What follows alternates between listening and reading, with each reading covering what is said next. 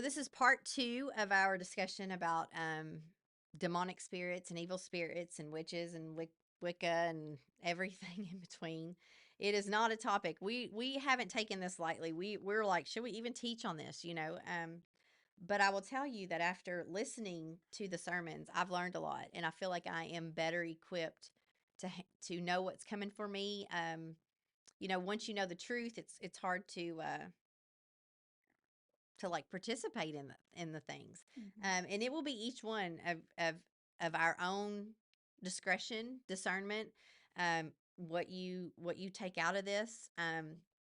But Satan is after us to destroy us in our walk with God. Um, he doesn't work alone. He has so many demons that we don't even think about. It is crazy. Like when you get into all of this, um, how much it's intertwined in our everyday life. And there's a plot Yes. for them to lure us into the sin without even probably knowing about it. Yep. And so that's kind of where we're at in our world today. Yep. Um, they know who Jesus is. The demons do. They know Jesus. Say that part again about the God is the devil. God is the devil's God. Yeah. You know, there is nothing that he can get over on God or trick God or anything. Like God created Lucifer, and so we have to know that even in Bible times, like those same spirits are still here. So like they didn't go anywhere. They didn't get lost in the flood. They didn't get burned up in Sodom and Gomorrah. They are still here doing, I think, double time. They're frantic because they know their time's running out. But they're everywhere and they're all over the Bible. Um, One thing about it, there are fallen angels, which are demons that are bound and they are chained up and they're not allowed to move. They are there until they're in prison, and that is in Second Peter and in Jude until judgment, bound with chains. Revelations 9, they will be released, and when the Bible talks about the locusts, those not little bugs; those are the demon spirits that are going to be released. The pit is going to open, and it will torment the people who took the mark. So understand that's in the tribulation. Um, but active demons, they will be. This is the end of the millennial kingdom. So there's still a long way to go. There's still a lot of the Bible that we probably don't understand or know. But their last destination is the lake of fire, and things that the demons aren't is they're not dead people. They're not a bunch of dead people walking around. They're fallen angels. Fallen angels. You know, there's no return from heaven or hell, so it's not your loved ones that you are connecting with. It is a demonic spirit, and I know that that's hard to hear for some who maybe feel comfort speaking to mediums or psychics or whatever because you think that's your papa or your dad or whatever or your child, and I watched a medium. He does videos, and he talks about he's a Christian. an angel. Yeah, like no, they're No. not. So once again, Satan has deceived him. And so when people hear that, they're like, "Oh Oh, you're yeah, the oh good one. You're a good one. No, it's all the same. Like Glenda, the good witch, and then the wicked witch. There's that's all desensitizing us. Um, so they can impersonate. A lot of them. He was laughing because sometimes people are like they have British accents, which makes you think they're something more than what they are, or whatever. I don't know. But you aren't to listen to psychics or mediums, and that's in Deuteronomy and Leviticus. You don't even do that. Like you don't even play around with it. Um, the the biggest thing is that people right now are going to books outside of the Bible, and a lot of them are entertaining and they give lots of information, but there's a reason that they are not in the Bible. And one thing about it, God is sovereign over his word, and it has been under attack for 2,000 years, and it has withstood every attack. And so in 2023 or 2024, there's not somebody that's going to come along and be smarter than the people in the Bible and think, oh, I'm going to prove that wrong. It's just not. So like they go to the book of Enoch. And I have flirted with trying to read it just to see because I've heard so much about it, but I have not, and I don't plan on it. they're good reads, but you can get your beliefs messed up. It talks about the Nephilim. It talks about the sons of God, or the angels, mating with the daughters of man. Um, and they had the Nephilim, which were the giants, the elite. Um, it talks about all that, and so does Genesis, but it gives us very little information, and that's probably what we need. We don't need too much information on that. Let's see. Jude 6, kept in the darkness. He only tells us what he wants us to hear. Um, but in Jude 7, fornication, and it says that they were fornicating with strange flesh, and that was the reason for Sodom and Gomorrah to be destroyed. He's talking about same sex, the strange flesh. That's what they were participating in. Sometimes they would have sex with animals, and so this has followed all the way. And so this is just our generation, and it has gotten as the days of Noah. That's the same things that happened in the days of Noah. Um, so we're going to talk about some drugs a little bit, and how drugs are used in witchcraft and Wicca to connect with evil spirits.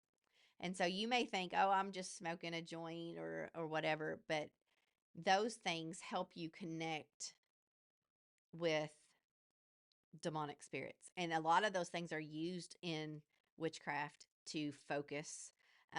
For example, witches that use mirrors. Mirrors are used a lot in witchcraft, and it is believed to, you can see things that are not seen. You can find a person, kind of like a crystal ball or whatever. But the marijuana helps you focus. And if you've ever been high, you know that you could sit somewhere for 2 hours and not even realize that you sat there for 2 hours. And so, we make everything like it's innocent. But there's always a hidden agenda. There's always a hidden agenda. Um, Some people are like, well, it's legal in some mhm. places, and that makes it okay. I mean, Paul even dealt with in Acts 16:16, he dealt with a person that had the python spirit.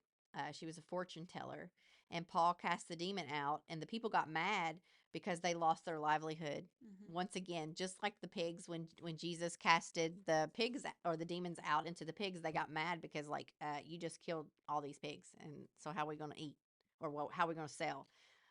And so, but Jesus prays to God to keep us from the evil one. And so, why would Jesus pray if it wasn't a big deal? Mm-hmm. You know? So, Harvard, we have to look at our whole world. They have black masses that are going on. Our government, witches are praying against Trump. That's a new thing that has been happening. And the church is just asleep.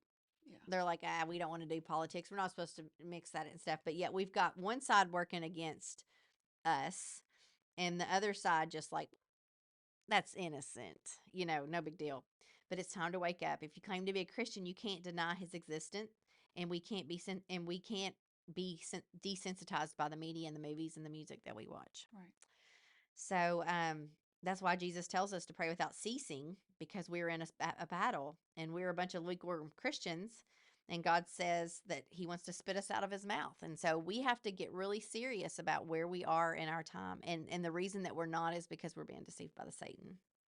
1 Peter 5:8 says, "Be careful, watch out for attacks from the devil, your great enemy. He prowls around like a roaring lion, looking for some victim to devour." Yep. You're the victim. I'm the victim. Mm. Christians, you're the victim. When he finds out that you have gone to church, like there was a lady on Facebook today that was like, I'm in a spiritual battle. Yep. Because she started coming back to church in person.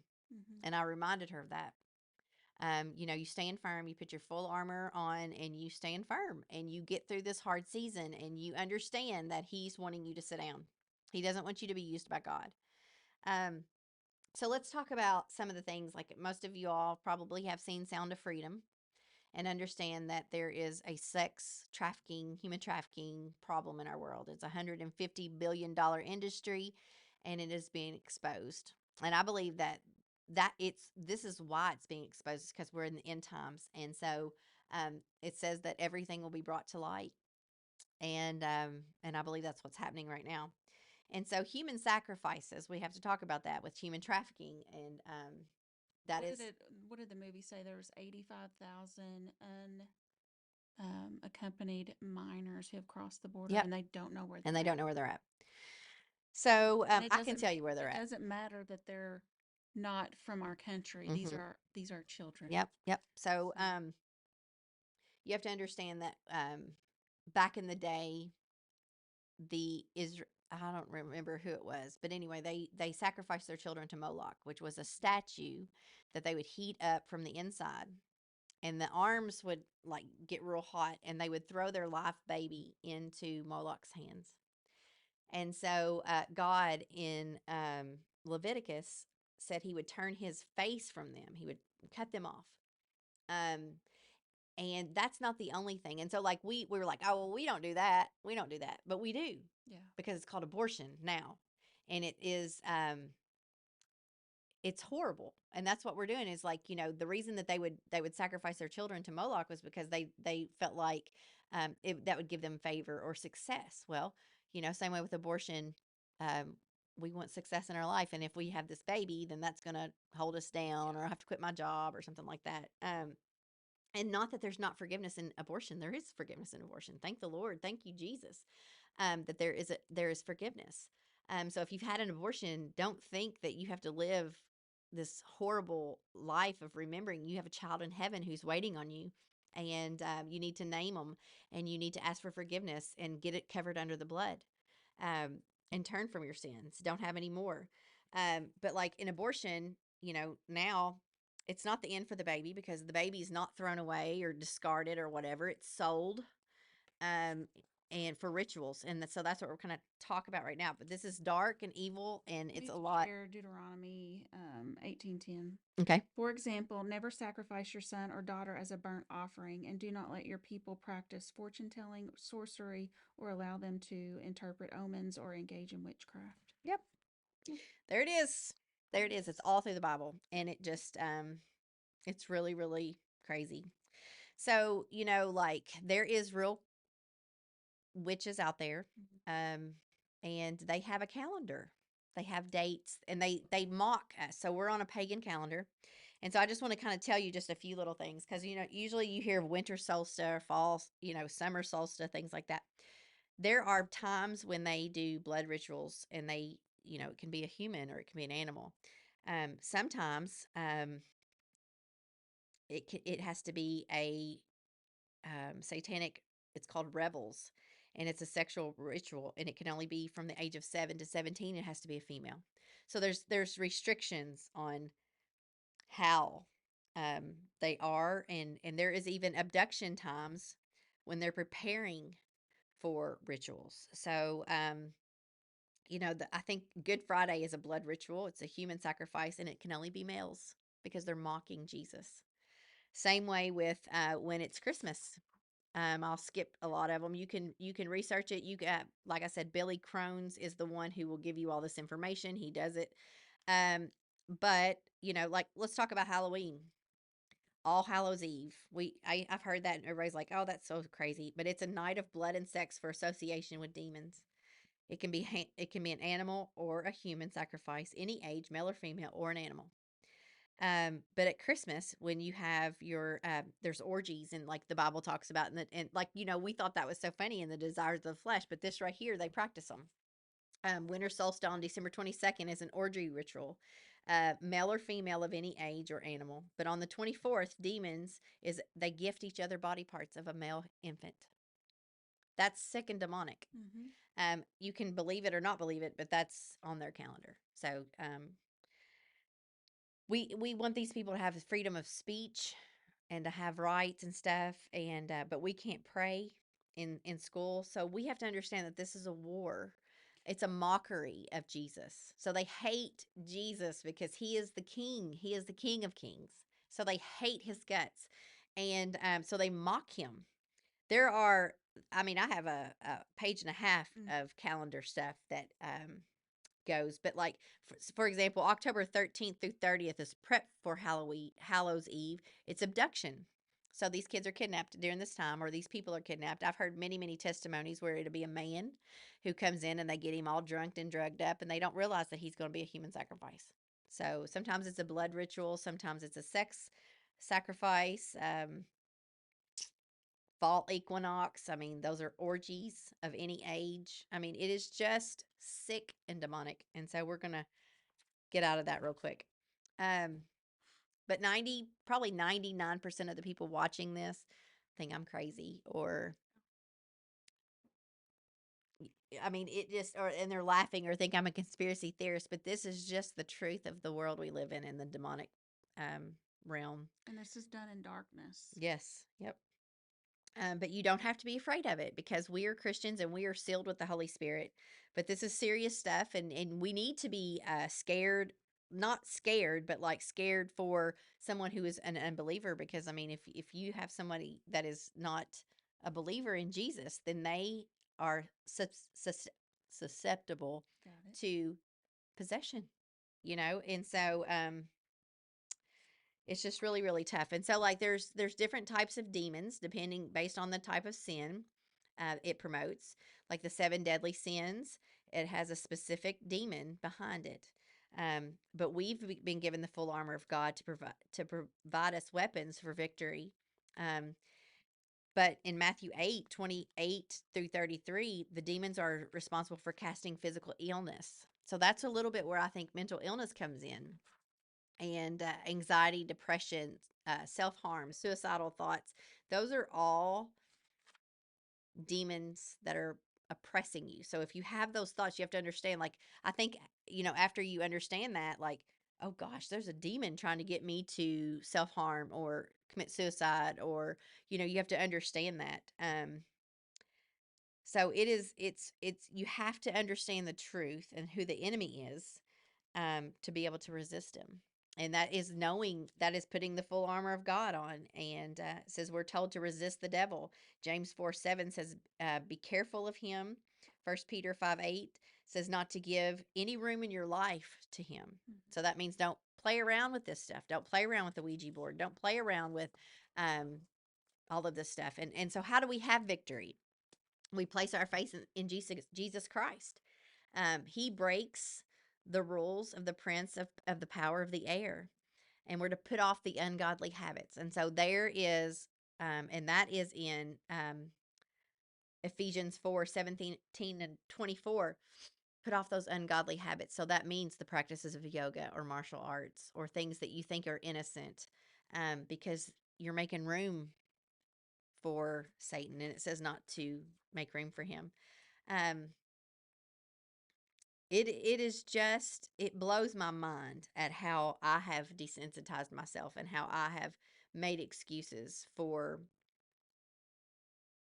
demonic activity in my own life, in the shows that I watch. And was, I found in Revelation 9:11 actually a name for one of the demons. It says, their king is the angel from the bottomless pit. His name in Hebrew is Abaddon, and in Greek, Apollyon, the destroyer. So, like CERN, all of that stuff. That is all demonic. It's on a grave. I mean, you just have to. I mean, all you gotta do is research it. Now, all this stuff is researchable. Do not take my word on it. Go to the Word of God. You need to know it for yourself. But let me tell you, I was talking about the children that were sacrificed to Moloch. Let me tell you what else God said. That if you were in that community and you watched someone, because you were supposed to stone them to death if they did that. So if you watch someone give their child as a sacrifice, you're supposed to stone them. And if you don't, God will cut you off and your family. So it's a big deal. Like, so if you can't just say, "Oh, I'm okay with abortion. It's my body, my choice." Mm-hmm. God says in Leviticus that if you don't do something about it, he'll cut you off. And I know everybody says, "Oh, it's under the blood." Listen, the God is the same God at the beginning as he is to the end. And so like the law was to show us our sin, mm-hmm. Our need for Jesus. And that's what you need to ask yourself with, like, when you say you're saved, did you add Jesus to your life? Is he an addition, or have you submitted to him and his authority and his commandments? And that's obedience. If you just added him like you've added like another kid, your salvation is false. Like, submission means you submit to his rule. You submit. Yes, he is the Lord of your life. Yeah. And so like we really need to focus on who the enemy is and how we are to stand against him. And that's why we are talking about it. Um, we there's so many things that he talks about in here, the Disney movies and stuff like that. And how we just like a mirror when we say if you break a mirror, you have 7 years of bad luck. There's so many things that we say that are of witchcraft. Like the reason they say that is because they believe the mirror holds your soul. And if you break the mirror, then you break your soul.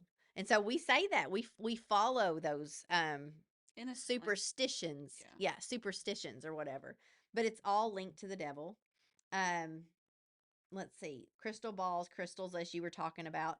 Um any reflective surface is and I'm not saying you can't have a mirror, but that if you're practicing, like if you have a candle, like if you're doing things like this to speak to to these spirits and stuff. Notre Dame, Damus, is that how you say his name? Notre Damus.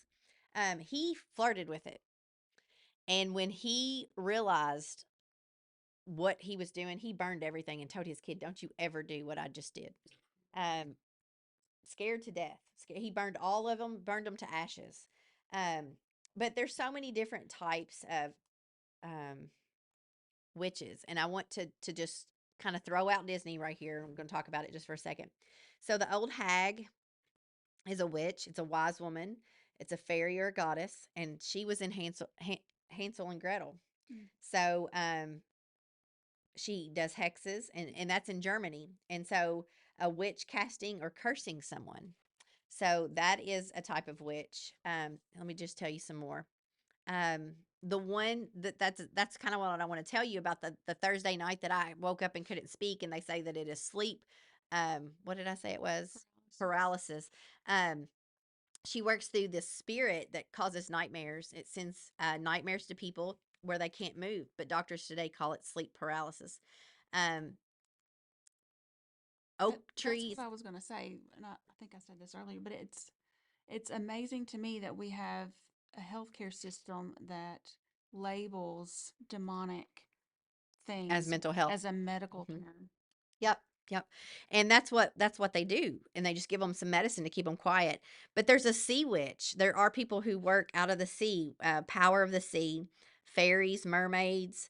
A sea-like creature appears as humans. So, like like all these people talking about reptilians and stuff. So we got the Little Mermaid with Ursula, and Mm-hmm. so that's how Disney kind of desensitizes that type of witch. In Pirates of the Caribbean, they have spells and all types of stuff. There's also um, the New Age witch, is the electric witch, and she is kind of like the driver of her own seat. She can do a little bit of this and a little bit of that, kind of the New Age. Traditional witch, old records and grimoires, kind of like Vampire Diaries, or Bonnie Bennett. There's let's see, the Alexandria witch. She does Kabbalah. A solitary witch, no group or coven, the spells by themselves. Is there a Um, green witch that you're? yeah, there is, but there is one right here. This is the one that kind of reminds me of Santa Claus. She's called the Befana, Befana. Um, she is a old woman, and she delivers gifts to children like Santa Claus. All the children in Italy, they have their socks out, and she'll either give them a gift or a lump of coal. And she has a broomstick, and she covers the soot footprints because she comes to the house through the chimney Mm-hmm. with her broom. It's a lot. Like I'm just saying, they have just made it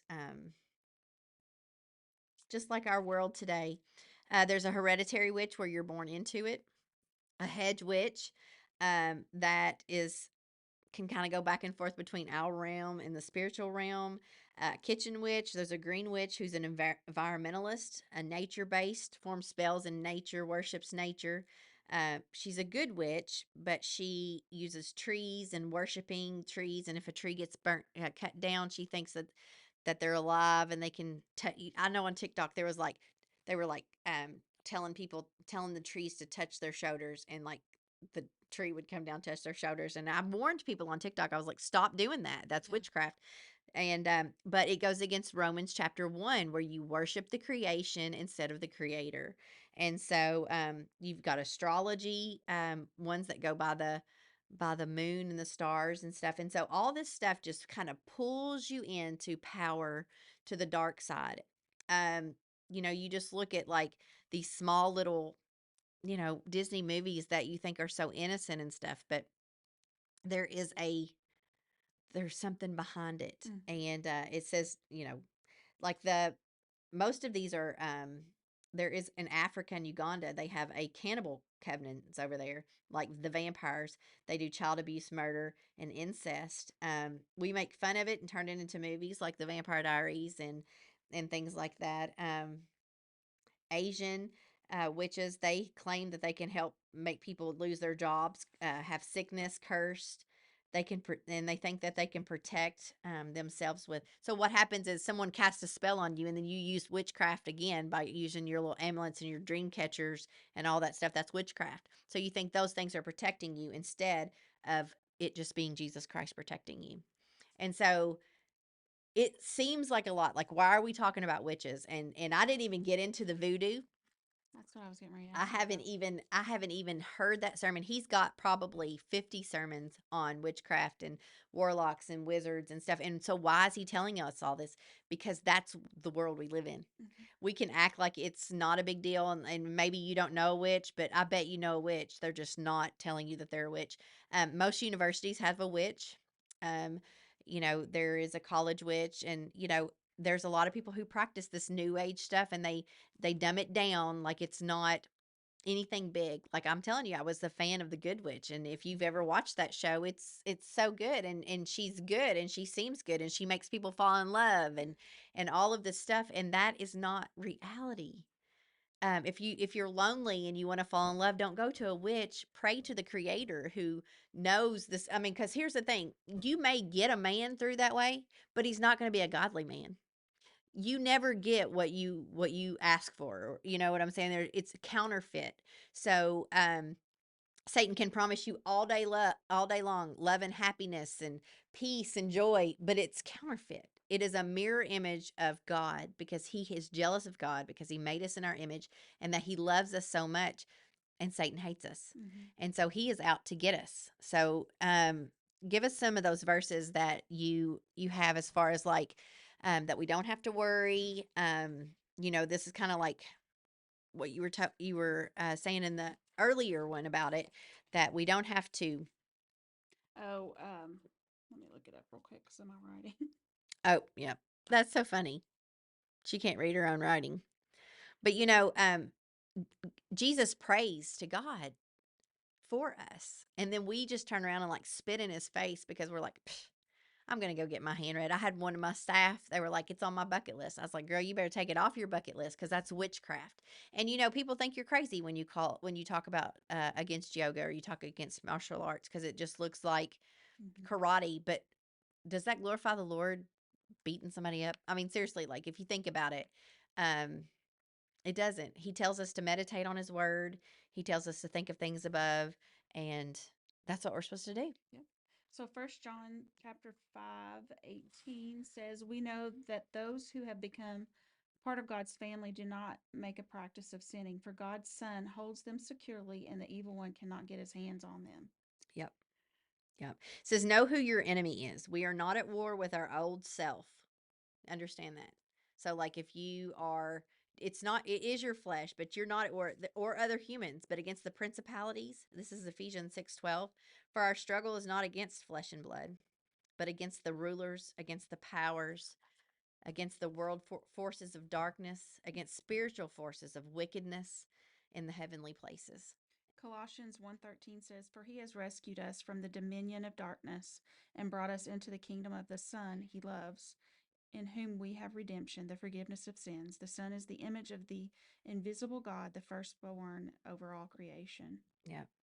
So this is like vision. This is a examples of not that you're to go, like when I researched this, I mean I didn't worry about it. I'm not doing it to get into the word. The Lord's led me here so I can teach about it. But now that we have a vision always gives pain a purpose.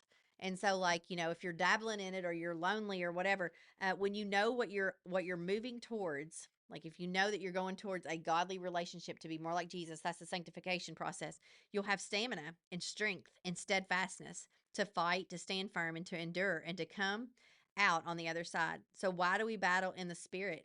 And it's because it strengthens our faith and it produces endurance. Mm-hmm. And that is what our whole goal is in standing for Christ. Because I will tell you, I know in the very beginning with when I started speaking out bold, I had a lot of hurt and stuff because people would come against me and stuff. And so now that I'm a couple years out of it, I don't even worry about that stuff anymore. That doesn't help me. And so if I'm constantly worrying about what everybody else is saying, like, I can only imagine, oh, Christy's teaching on witches now. I'm Well, teaching on the enemy. we're going to be watching Yeah, yeah. for all the Yes. comments. Oh, yeah. I'm sure it's going to be lovely. But know that I mean, seriously, it just doesn't bother me anymore. And so, like, how am I going to stand if I'm worried about what everybody's saying? If Mm-hmm. I'm getting my feelings hurt?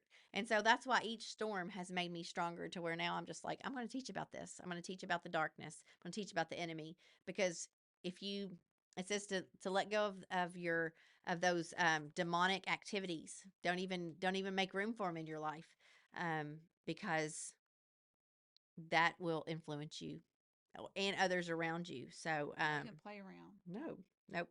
But just know that when you have resistance, you're right where God has you. So, like, if you find yourself wanting to draw closer, that's kind of your testimony when she came to the table. She wanted to have a deeper relationship with Jesus. She didn't feel like it, Yeah. she didn't feel it, you know, but she knew that the Holy Spirit was drawing her. And so, your obedience is your protection. Like if you're in the will of the Lord, nobody's touching you. Ain't nobody touching you. And you just have to keep reminding yourself the devil or God is the devil's God. And so he wants to scare us. He wants us to think he's this all powerful, enemy. And he is our enemy, but he has restrictions and he isn't just, able to do whatever he wants to do with us. So, that's enough talk about the evil forces of the world, but understand that there is an agenda to take you out, to keep you from being used. That's your whole purpose, is to be used by God. And so in your environment, your workplace, in your home, um, and that's what Satan wants to destroy. If he can destroy you, then he can destroy your purpose and what God has created you for and has called you to. And so you stand firm. You put that full armor of God on every single day you wake up and you thank the Lord. And it will become easier. It will become easier. It will be hard because you want to fall asleep when you read the Bible or when you're praying. You'll be like, oh, I got to go into the dishwasher. Still struggle with it. So. Yeah. But you pray to the Lord and he helps you do that. And so your prayers will become longer and stronger. And prayer is the answer. So if you want to know wisdom, you ask the Lord. He will give you wisdom. It says, if you ask me, I will generously give it to you. So I always ask the Lord every night to increase my wisdom. And he does. And it's just like, things fall in my lap and he wants me to know about it because I say, increase my wisdom. I need to know who the enemy is so I can know who I'm fighting and how he fights against me. And so, yep, we seem crazy, but this is what it's all about. So, anyway, this one was a short one, but I'm done. That's good. Yeah. So, we'll be back next week talking about something, I don't know, happy. Figure that out. We're going to talk about something, I don't know. We'll have to figure that out. So, anyway, all right, you guys have a great week.